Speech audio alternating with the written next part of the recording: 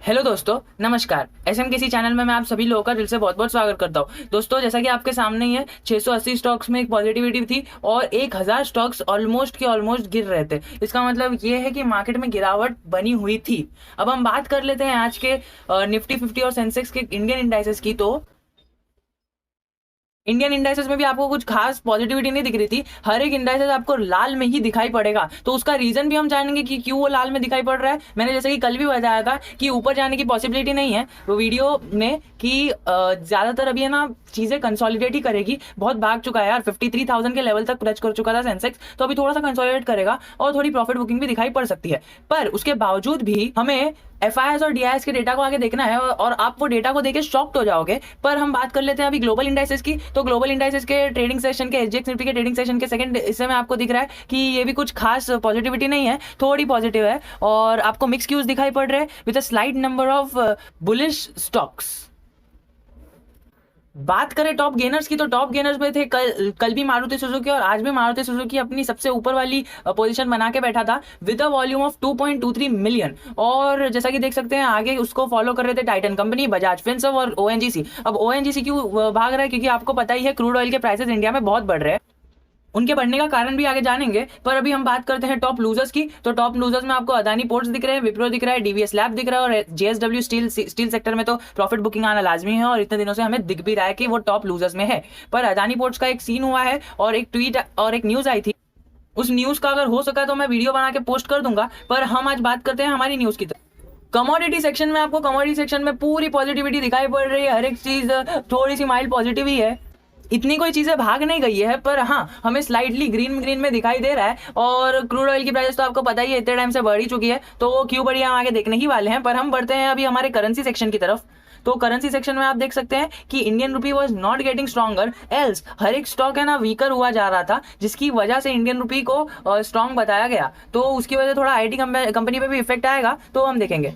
बात करें निफ्टी के आज के लेवल्स की, तो फिर आज का लेवल होगा 15,620 और उसके ऊपर जाता है तो 15,740 और 808 का एक बड़ा ही रेजिस्टेंस है। और अगर सपोर्ट में लेता है जैसे कि कल हुआ था और परसों भी हुआ था, तो अगर वैसा होता है कंसोलिडेट करता है तो 550 और 450 तक के लेवल को टच कर सकता है। तो अब बात करते हैं निफ्टी बैंक की। तो निफ्टी बैंक कल 170 पॉइंट गिरा था और उसने खुलने की आज की प्रोबेबिलिटी है 680 की पॉइंट्स पर। और अगर ऊपर जाता है थोड़ा सा तो 34,832 और 35,091 यानी 35,100 के लेवल को टच कर सकता है, जिसकी प्रोबेबिलिटी बहुत ही कम है क्योंकि कंसोलिडेट करने का ही माहौल चल रहा है स्टॉक मार्केट में। तो फिर अगर कंसोलिडेट करते हुए ऊपर जाता है थोड़ा तो वो 34,830 को टच करके बाउंस बैक कर देगा या फिर 34,420 को टच करके वापस ऊपर आ जाएगा।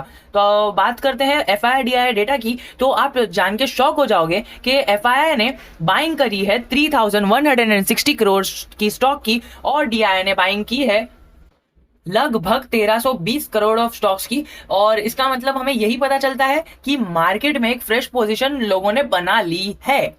बात करते हैं हमारे गुड न्यूज की। तो गुड न्यूज में आता है रिलायंस एजीएम आने वाला है और वो स्टॉक मार्केट में हमें बहुत ही इफेक्ट करता है। और जैसा कि हमें पता ही है मेरे एक्सपीरियंस से कि रिलायंस एजीएम है ना वीकली एक्सपायरी के टाइम पे या फिर मंथली एक्सपायरी के टाइम पर ही आता है और कितनी बार तो वो फ्राइडे और सैटरडे को भी आ चुका है। तो हमारी सेकेंड न्यूज की बात करते हैं तो वो भेल। और मुझे ये बताना था कि रिलायंस एक सेंसेक्स और निफ्टी में एक बहुत ही अच्छा पार्ट होल्ड करता है।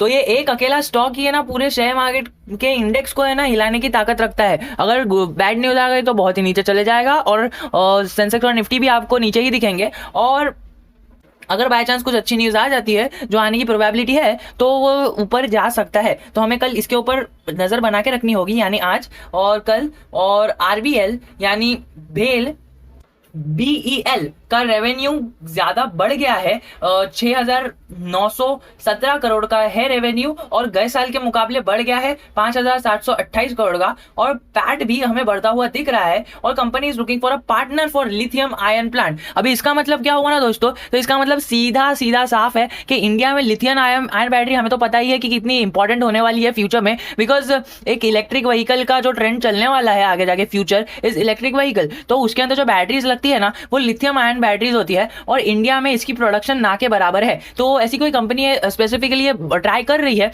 पर कंपनी स्पेसिफिकली ये लिथियम आयन बैटरीज नहीं, इसके लिए कंपनी से मर्ज होगी यही चीज बनाने के लिए। तो ये BEL एक पार्टनर ढूंढ रही है, और इसी की वजह से इसमें बहुत ही वोलेटिलिटी थी और ये अपवर्ड मूवमेंट कर रहा था कल के दिन। अब मद्रास फर्ट की बात करते हैं तो इसका नेट प्रॉफिट है ना, नेट प्रॉफिट वो 256% बढ़ गया है, और ये 26 करोड़ था ईयर ऑन ईयर, और रेवेन्यू इज 3% अप, जो हो गया है 460 करोड़, और EBITDA भी अप है 170%, यानी 62 CR।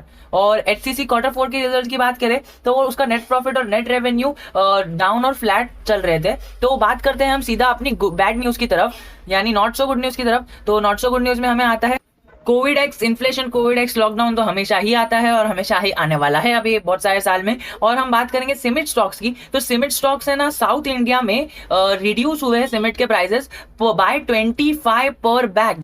तो ये सीमेंट सेक्टर के लिए एक अच्छी बात नहीं है, पर इसी के साथ साथ देखिए अब ये पॉइंट नोट करने की बात है कि है ना अपने स्टॉक मार्केट में है ना कहीं एक चीज को अगर बैड न्यूज आई ना, इसका मतलब सेकंड सेक्टर प्रोग्रेस करेगा। तो जो रियल स्टेट में काम करते हैं, जो बिल्डिंग बनाने का काम करते हैं, जिसमें सीमेंट लगता है, तो वो सब के प्राइसेस अफेक्ट होंगे और उनका एक्सपेंस कम हो जाएगा। उसकी वजह से उनकी बैलेंस शीट में हमें प्रॉफिट दिखने की संभावना है, बढ़ने की संभावना है। तो यही इफेक्ट होता है स्टॉक मार्केट का, और हमें यही सब न्यूज़ को कंबाइन करके एक अच्छा सा इफेक्ट लाने की जरूरत है। तो आशा करता हूँ आपको वीडियो अच्छा लगा होगा। जय हिंद, जय भारत।